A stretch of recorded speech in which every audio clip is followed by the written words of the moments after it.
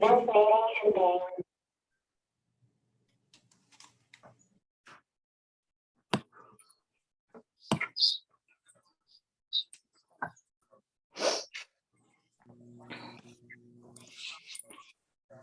we're going to get we're going to get started here in just a couple minutes. So glad to see everyone joining us this afternoon. Well, it will be this afternoon in about a minute. Welcome to Living with Compassion Part 2. Again, please, if you would, please mute yourselves. That helps with the background noise.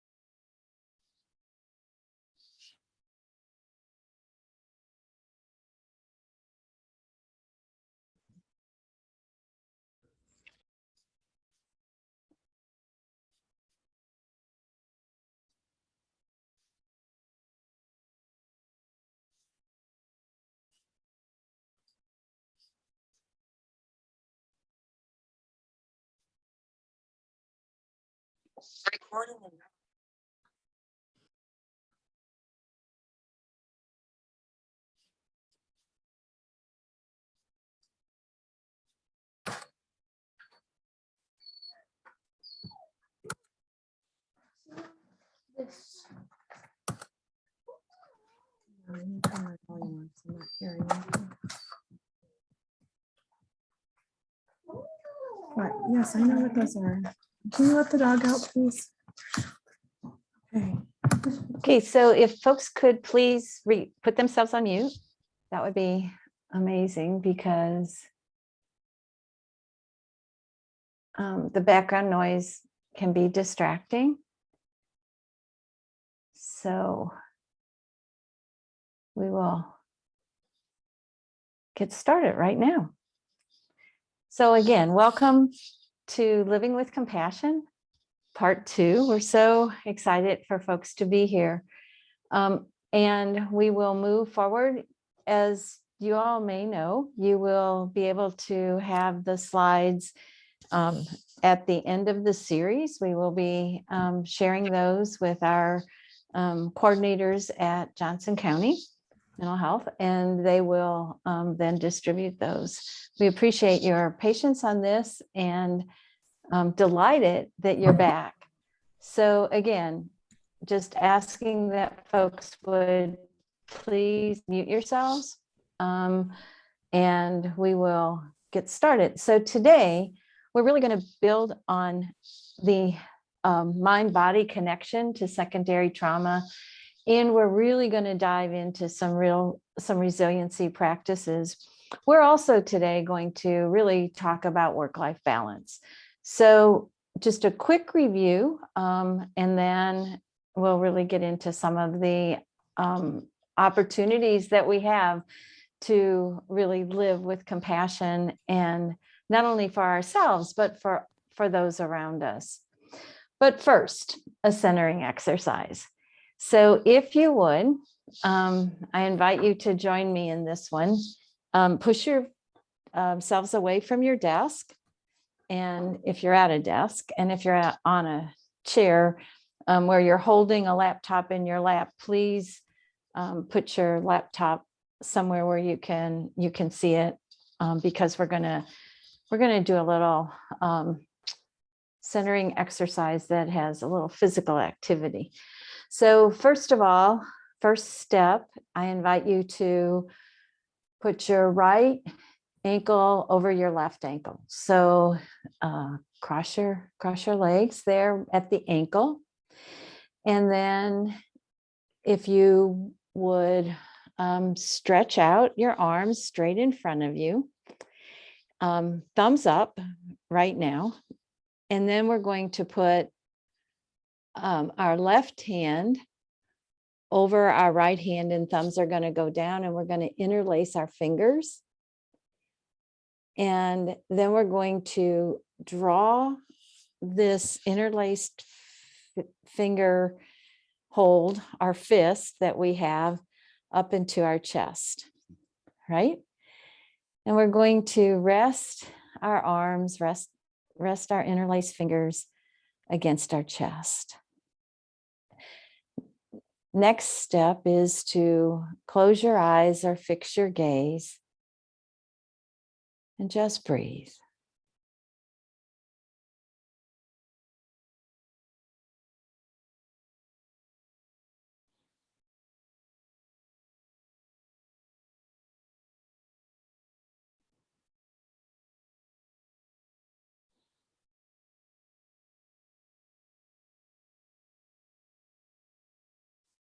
And as you breathe, just release the tension that you might feel in your neck or shoulders, in your legs, your torso. And just breathe.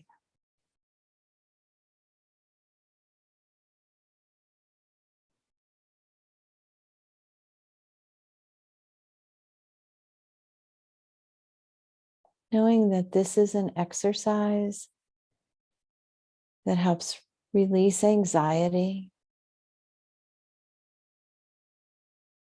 release tension,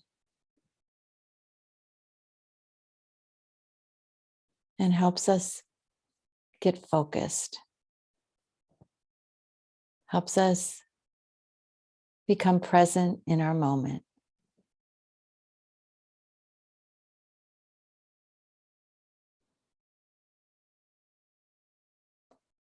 So let's do 3 more nice deep breaths in this position.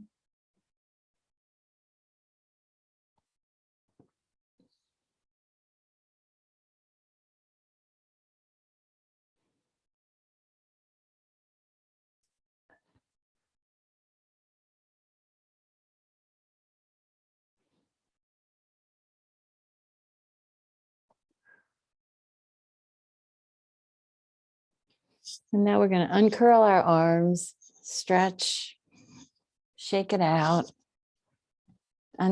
uncross your legs if you want. You can keep those crossed for a while if that feels good to you.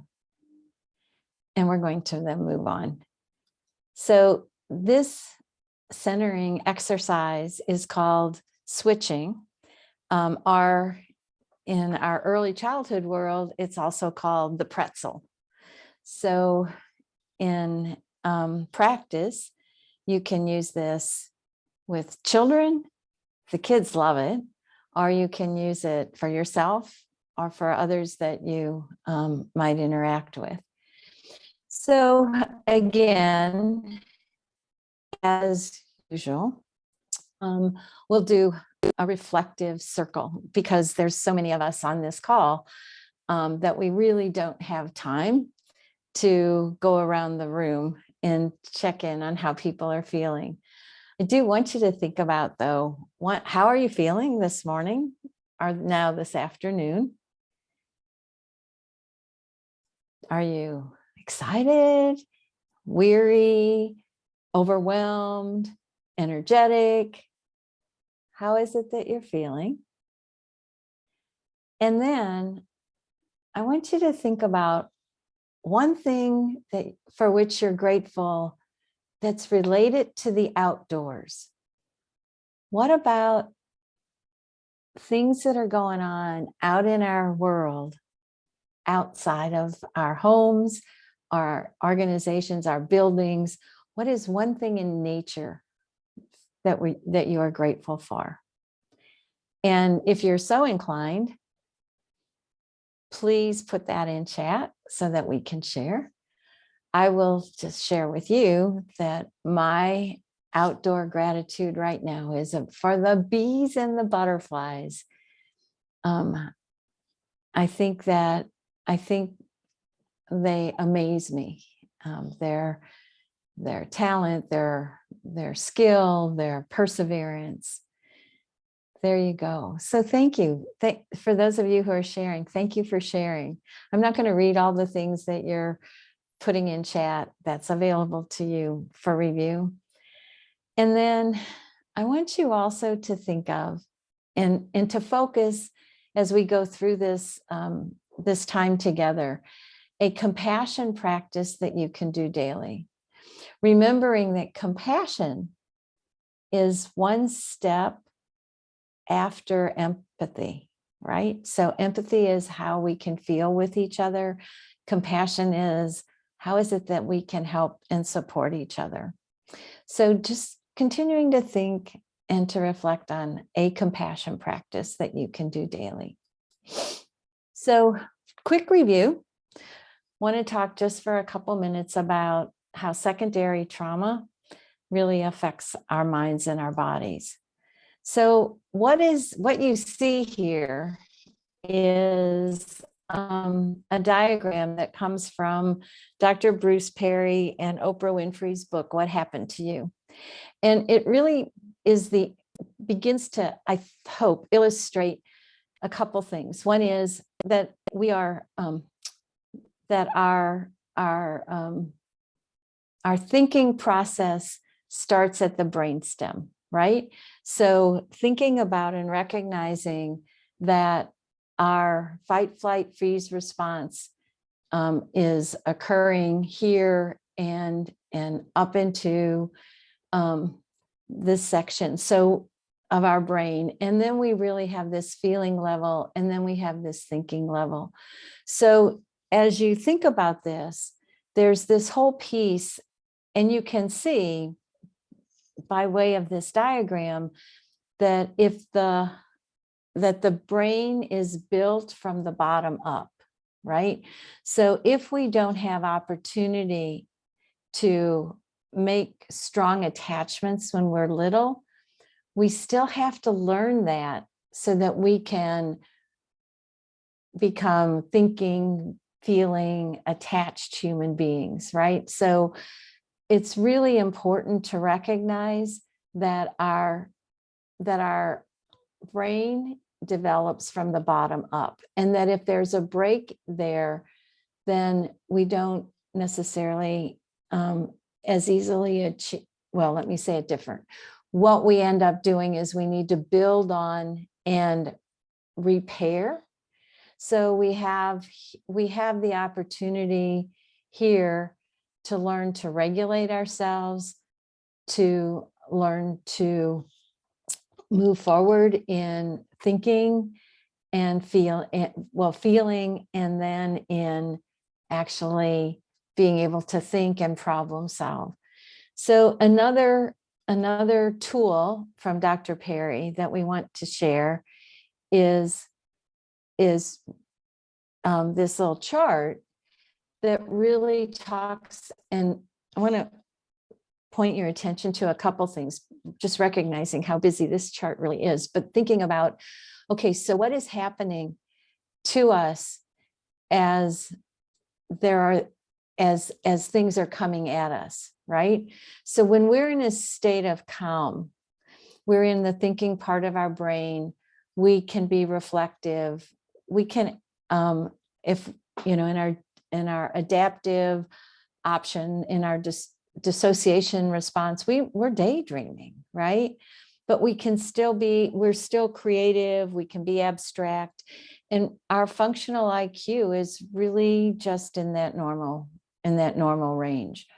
So as you think then about what is happening when something grabs our attention and we think there may be an issue, you can just go down the column here and see that we're starting now to be more in the limbic system. We're starting to be a little more hypervigilant. We may be avoiding, so we're in the flight stage. We really, at this point, are trying to stick to our routines, but we're not thinking so good. So our functional IQ is starting to decrease. So if you move through each of these, so in our alarm system, we're definitely in the limbic part of our brain. We are in a freeze response. We're trying to just move our stay and figure out what it in the world it is we need to be doing. We may be complying, at this adaptive dissociative stage, and we are at the emotional stage, right? Because that's where we are in our limbic system. But our thinking is now starting to be less crisp, right? When we're at the fear stage, we're into our brainstem, we're into that amygdala, and if we may be in the arousal stage, we may be in like, just get me out of here, right? We are catatonic. We could be catatonic or paralyzed. So that would be freeze, right? And again, our ability to think, our ability to problem solve has really moved us way down the ladder here. And then if we're terrorized, if we're thinking that somebody might do us great harm, hurt us badly, then we are definitely in the fight mode. We may even at the adaptive option stage or the dissociative stage, we may faint, we may collapse, we may totally dissociate. These are reflexive responses. And again, we're not thinking, because all we're trying to do at this stage is absolutely stay alive, right? So here just again, quick reminder, here are the things that are happening. We have issues around our hormones are being released. So the cortisol, the adrenaline, we need those in order to go to fight or flight, or freeze, right? Our brain, though, is creating a vivid memory of the event. It is happening in a picture-taking part of our brain called the Brodmann's area 19. The other part to remember about this vivid memory of the event is that the word part of our brain, which is on the left side of our brain, it is shut down. So right now, all that's going on when we're in this state of adversity is our brain is taking pictures, knows what's happening, but we aren't going to necessarily have the words. Remember last week, if you were here with us last week, we talked about how this prolonged exposure can cause long-term health problems. And that's because we're only really wired to be in a fight, flight, freeze response for a really brief time, right? In our world today, if we're in prolonged exposure of abuse or neglect or chaos or maybe even a pandemic, and we're always feeling threatened, right? Then we have this high release of cortisol, of adrenaline, which can overwhelm our systems and create long-term health problems. So here's what you see in response to what it is that might be happening to us. It's increased cortisol, blood sugar, heart rate, endorphin levels. And again, after we've been in these situations, it takes hours, sometimes longer, to for our bodies to return to a normal baseline, to a functioning baseline at the calm stage. So we talked again about this. So this is just a quick review to recognize that there is an impact of toxic stress or trauma on adults. And it could be cumulative. So if I as a child have had abuse, neglect, lots of chaos in my growing up years, I can have these impacts even if I don't currently have a lot of adversity in my life. What we know from the research, though, is that the early childhood traumas really set the stage for traumas in adulthood. So as we look at the impact of trauma on adults, we're seeing things like depression. We're seeing things like having issues around trust, particularly with authority figures, because those are the people who have violated our trust with whom attachment has not been established. We maybe also see people who are hypervigilant, people who have issues around giving up and doing things. We frequently see issues around substance use, mental illness, and emotional dysregulation. So how do we see that? Okay, so how does that show up for us, right? If we're adults. So we may end up having triggers depending on our experiences.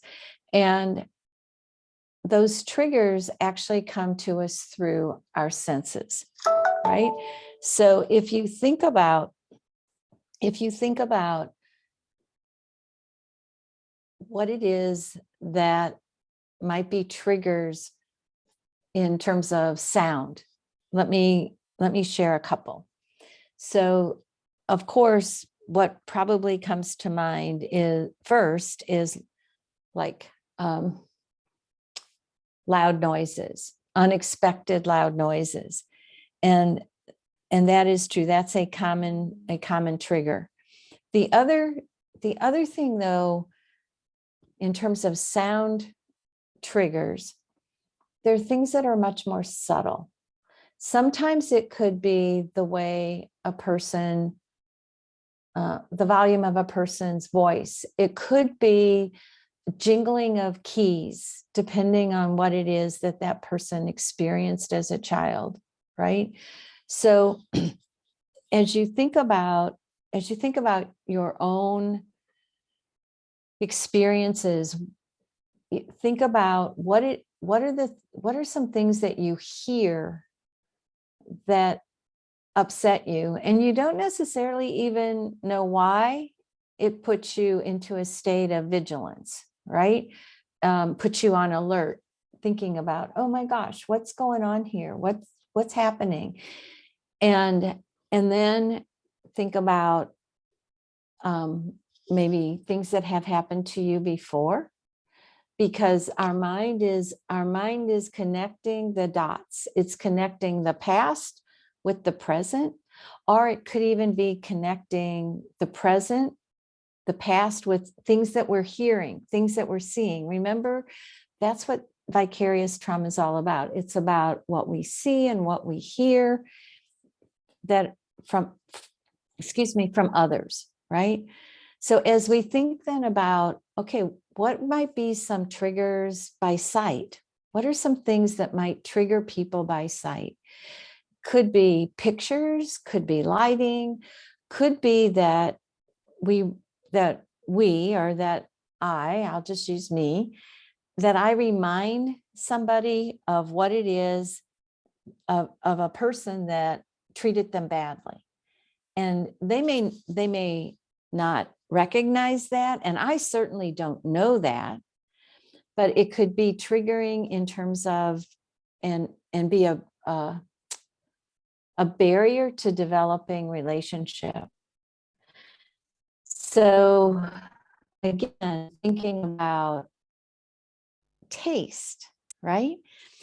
What are some triggers that are some things that might trigger a fight, flight, freeze response by taste?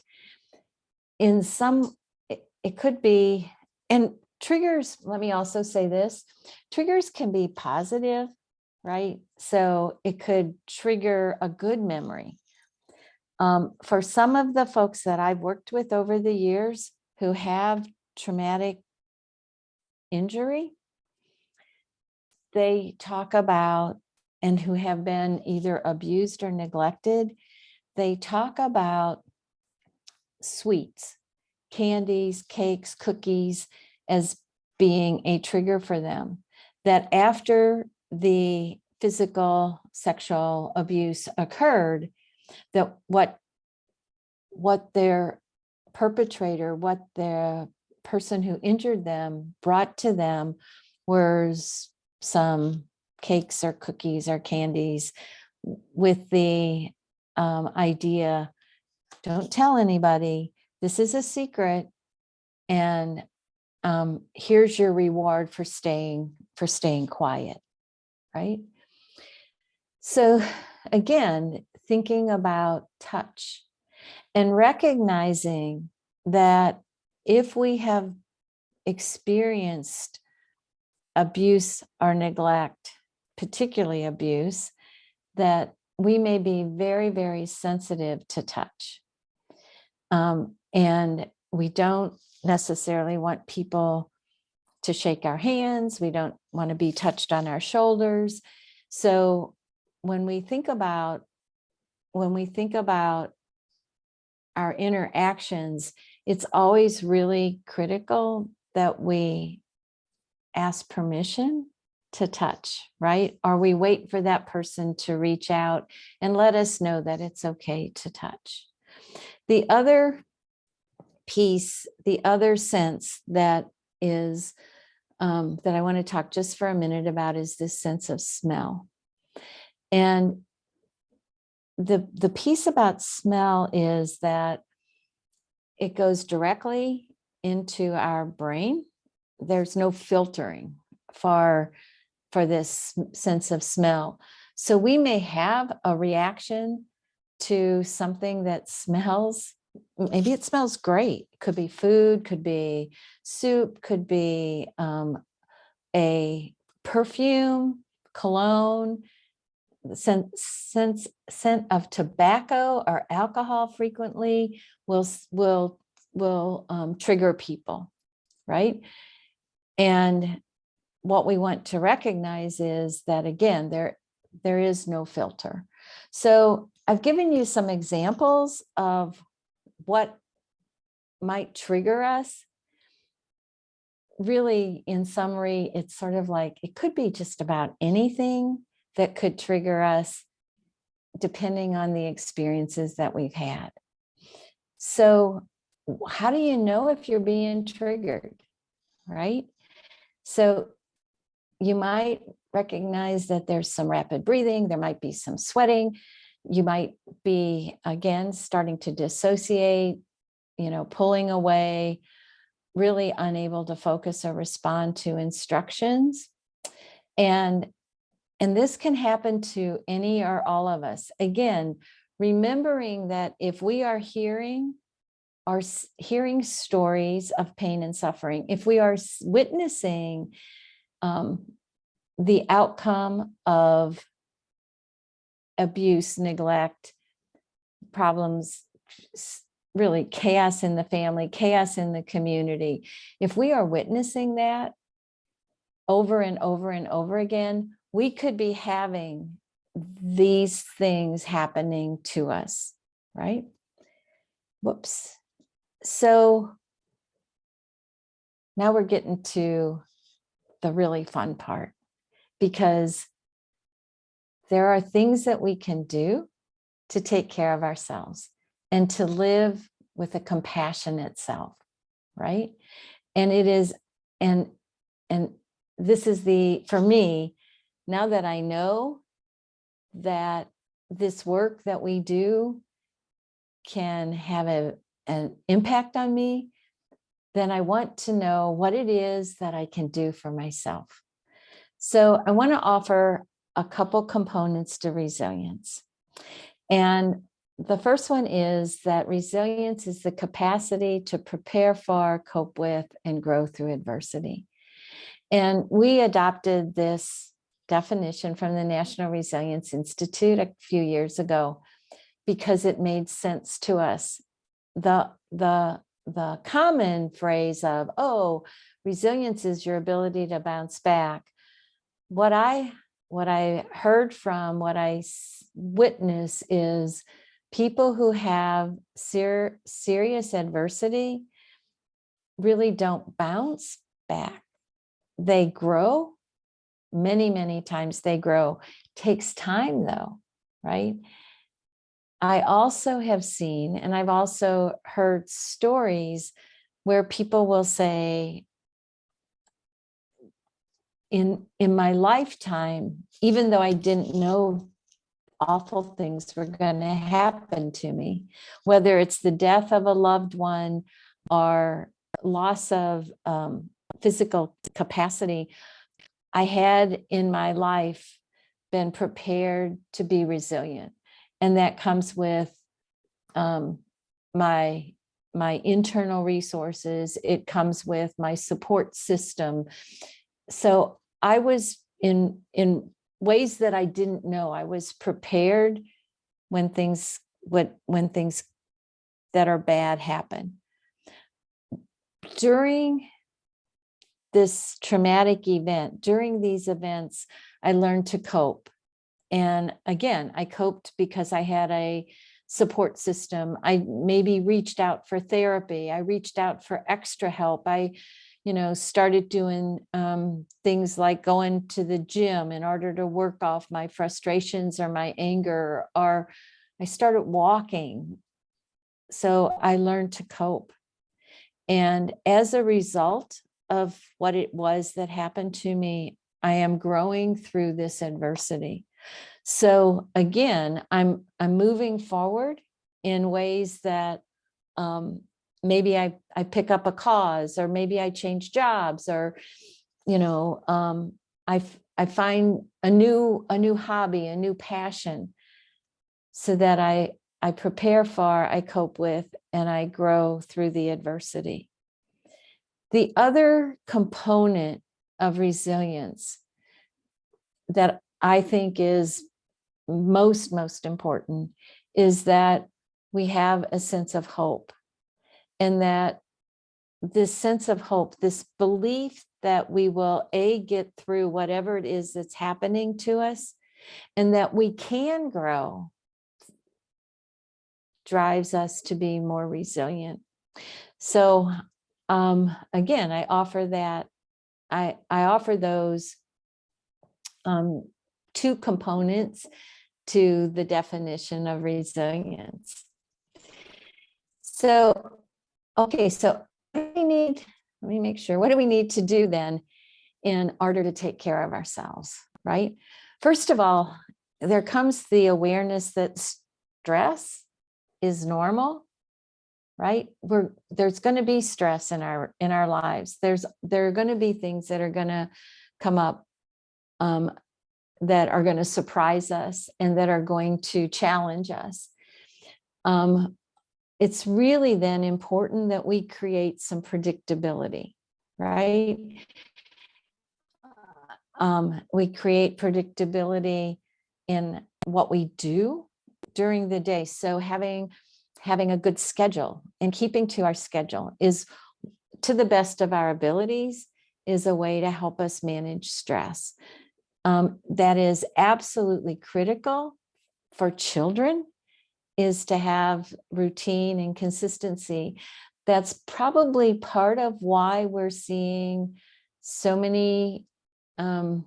much attention right now to children having mental health issues around this whole 2-year experience with COVID, is that we lost predictability. We lost the ability to keep a schedule.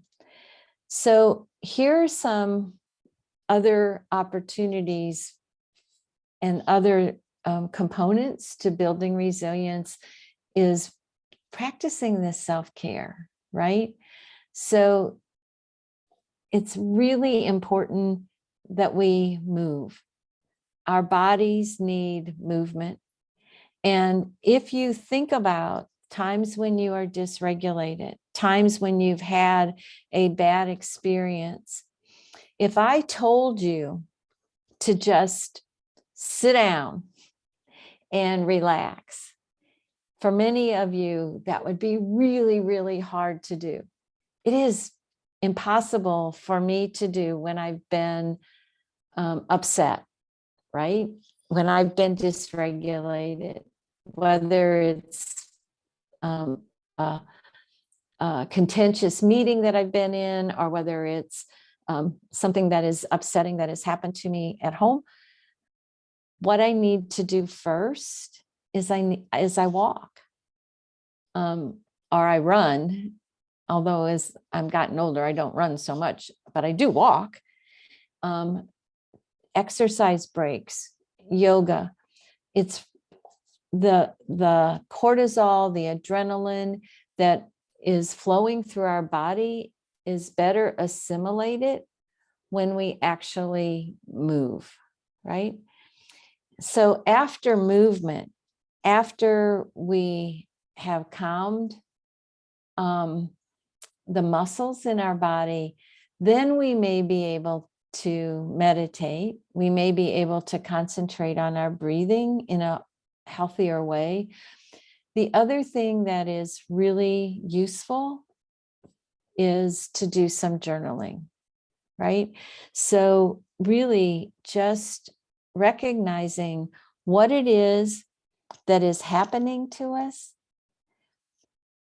What story is it that we're telling ourselves? And then how is it that we are going to move through what it is that's happening to us? What is it that we want in our lives? Comes with our journals. So the third piece here is taking brain breaks.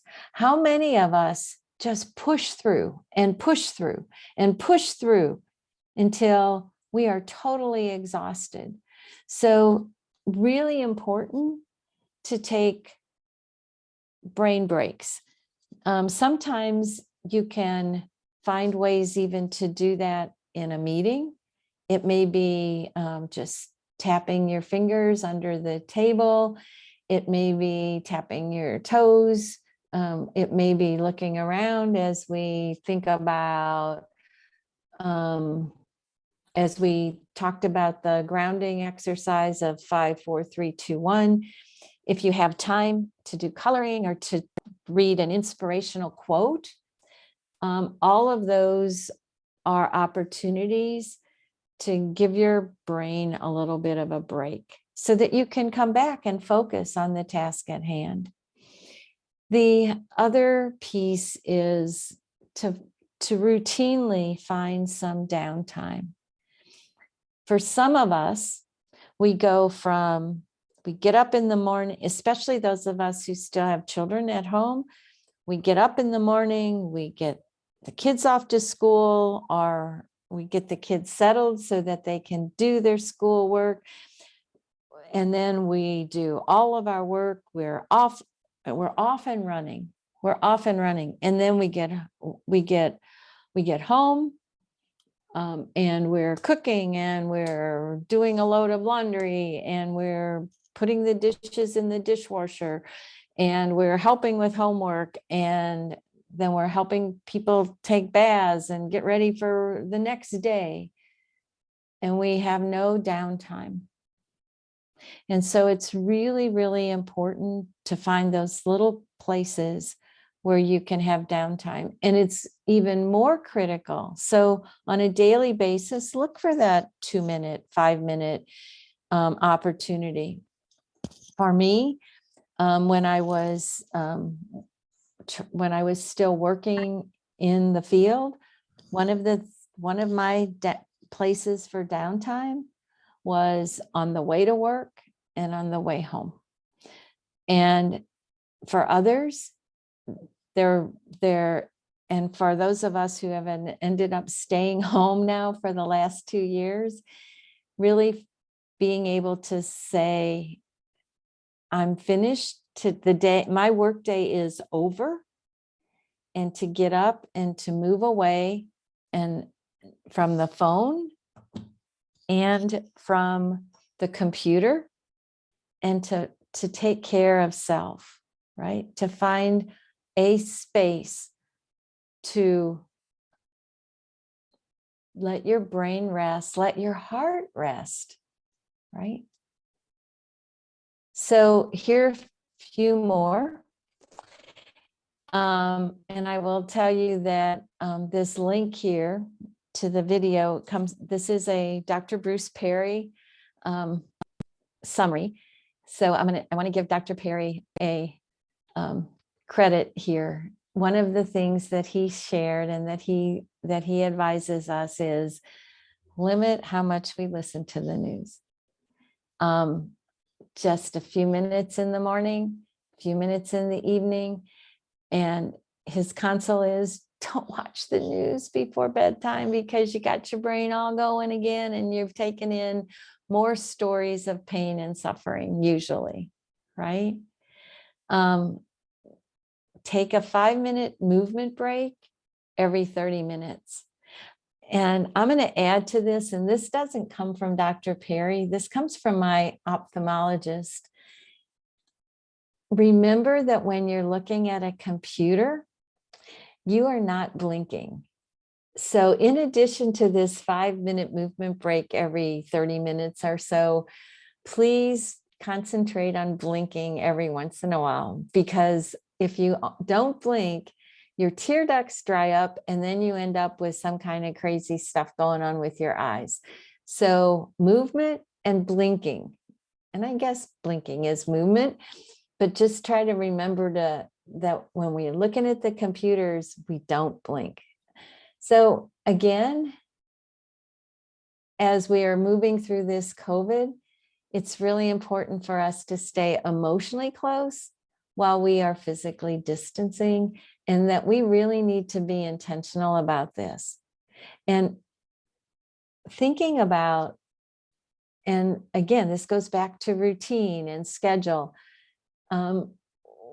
When it started out, I can tell you that we were scheduling like weekly family calls, and then those kind of fell off for us. So we need to remember to stay emotionally close with the people that we care about and the people that are in our lives. And again, be proactive. Think about what your patterns are and recognize that when as we're in this COVID spiral that we're in, that flexibility, adaptability, and being proactive actually are cornerstones for self-care. So a couple other things. Remember that, and this goes beyond COVID, but has been most important during COVID, is give yourselves grace. It's really okay to feel and to recognize that some days you're just not going to be as sharp as other days, right? We talk a lot about the more that we're isolated, the more that we're confined, that we have a kind of a fog around us, that we don't feel as sharp. Now, as we re-enter the workforce, as we become more, and for some of you, you may have always been, you may not have gone through the isolation, right? But that doesn't mean that you don't some days walk around kind of in a fog, because you may have not slept very well. Your eating may be off a little bit. You may have been in some kind of a conflict or a disagreement with somebody you care a lot about. It's still okay to give yourself grace, right? And to recognize that no matter what, we don't have all the answers. And that some days our schedule isn't going to look like what we thought it should look like. And again, that's okay, because we know that we're going to get things done. We know, remember, we talked about compassion satisfaction. And one of the things in compassion satisfaction that we recognized is we're doing the best we can every day with what's going on, with how we feel, with what we know. We're doing the very, very best that we can. and to remember that part of our challenge is to detach from the outcomes. And that's what it's okay to let things go. It's okay to recognize that we aren't always going to be perfect, that we are going to have lots of opportunities, and that 90%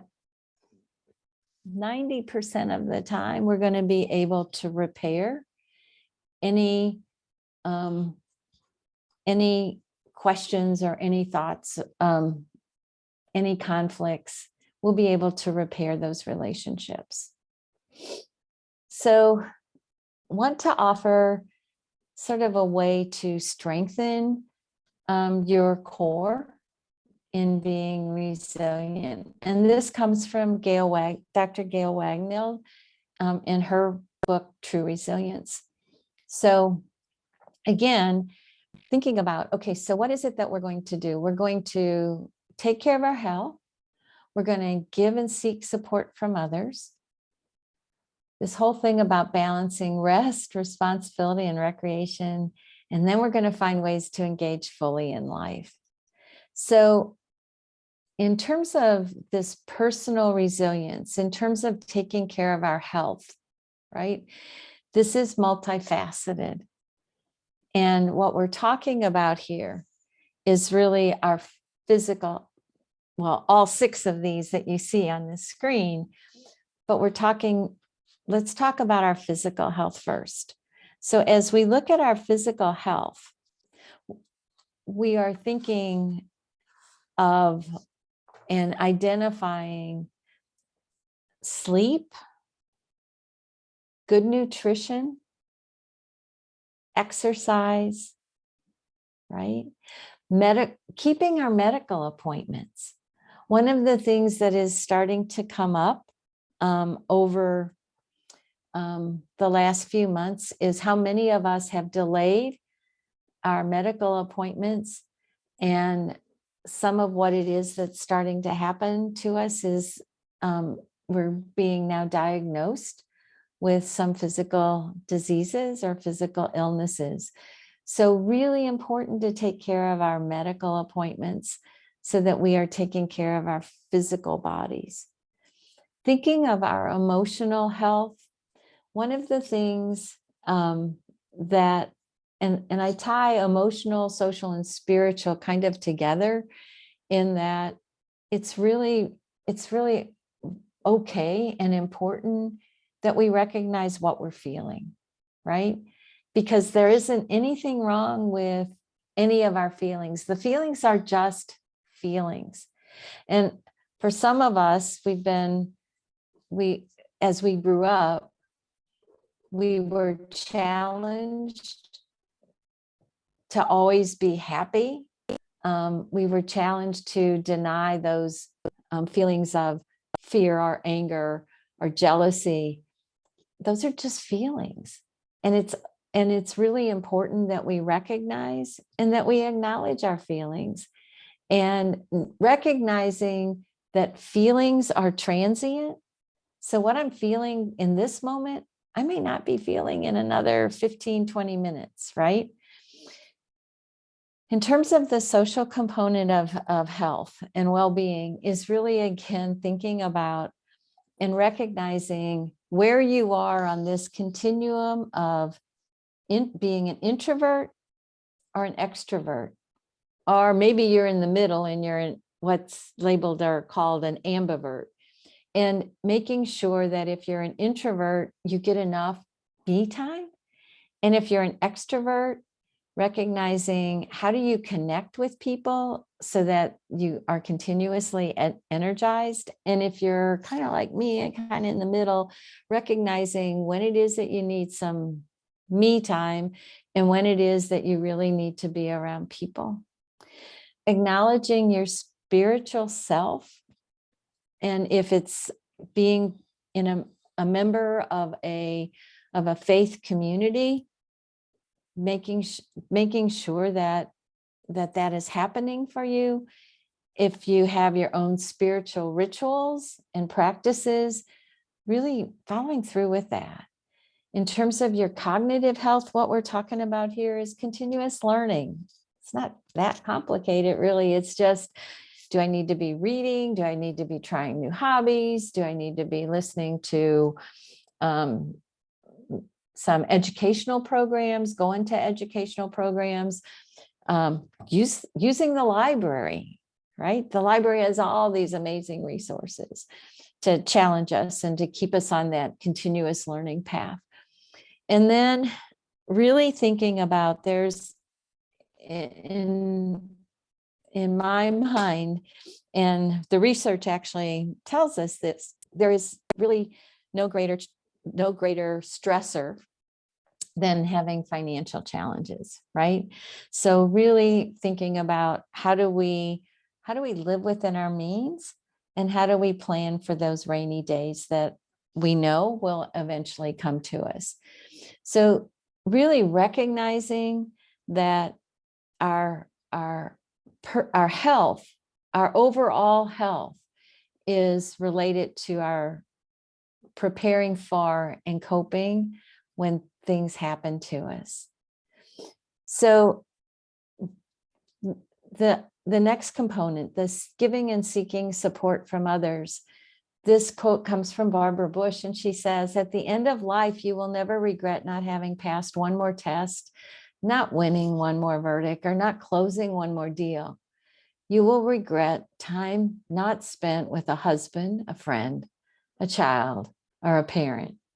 So again, making sure that you reach out and that you give support, and that you are not afraid to ask for support, which I want to acknowledge, for some of us, asking for support is sometimes really tough, especially for those of us who have been raised. And I don't know if you all ever heard this phrase, but this one was said in my house a lot when I was a kid: God helps those who help themselves, which meant to me, you don't ask for help. You don't ask for support. You just persevere on your own. Thank you very much, Marcia. So again, recognizing that there's opportunities to both give and to seek, and that's really okay. So we talked for a minute about work-life balance, and I want you to think about an exercise that you might try. And that is really just on a sheet of paper, create for yourself 6 spokes, right? So it's lines down, lines across, and then an X in the middle. And make one of those spokes your job, and then make the other 5 spokes things that you love doing, things that are important to you. So it might be your family, your friends, your grandkids, your faith community. And then on those spokes, think about how satisfied you are with where you are in that particular component. So how satisfied are you with your work life? How satisfied are you with the time you spend with your family and with your family relationships? And use that to guide you in your thinking about the balance between my work and my life, right? So as you think about this, you will want to think about, how can I put first things first, right? What does my schedule look like? Am I scheduling time with my family and my friends? Or am I finding all kinds of excuses not to be with them? Am I scheduling time for physical activity? What about my rest? Do I go to bed at the regular time? Do I get enough good sleep? Then think about this think about this self-talk. When you do something good, what is it that you say to yourself? Do you say, wow, that's pretty smart. I did pretty good. Or do you say, man, nobody knows that I was winging it. Nobody knows. And I don't know that I could do it again. And if you mess up, what do you say to yourself? You might say to yourself, well, that was pretty dumb. I knew I couldn't do it. I knew I wasn't up for it. So again, pay attention to your self-talk, because your brain is incorporating what your self-talk is. And if you see yourself and it's like, oh, okay, I made a mistake. I learned a lot from that. I think I can, I think I can do better the next time. There's always going to be a next time. Can I do better the next time? Really think about what it is that's draining you and stop doing it wherever you can. If it's draining you, it's not helping you balance yourself. And if you need to, get some help. And, I shared earlier, one of the things I was taught is, don't ask for help, just figure it out yourself. That was my interpretation. Over the years, I've had to learn, and I've overcome that. And I'm more than happy to ask for help, more than willing to get some help. So again, as we think about engaging fully in life, spend time with those you love, right? Do something that gives you pleasure. And let me go back just for a second. For some of us, those we love, maybe our pets, right? Not that we don't love people too. And we have these wonderful furry creatures that we can spend time with, and they love us too. They love us a lot. So find things that give us pleasure. Again, recognizing that every day is a new day. And so we can try something new. We can do something fun. For some of us, we could create gratitude circles that we could share with others once a week. We can tell a joke. I know that there are lots of joke books around. We can read a joke. We can create an inspirational book that we want to reflect on every day, right? See yourself being successful. And again, we've talked about journaling. So here's some more tools as we end up in our last couple of minutes. Think about the most rewarding moments at your job. What rewarded me today? Think about things that you love about your job. List 5 people whose lives you have touched. Remember the compliments that you've received. Write down things that you do well. Again, it's give yourself grace. Be kind to who you are so that you can be prepared to do even more. So some of my closing thoughts. Recognizing that vulnerability is part of being resilient, and it's okay to be vulnerable, because I've said this so many times, the person that I have to sleep with every night is me.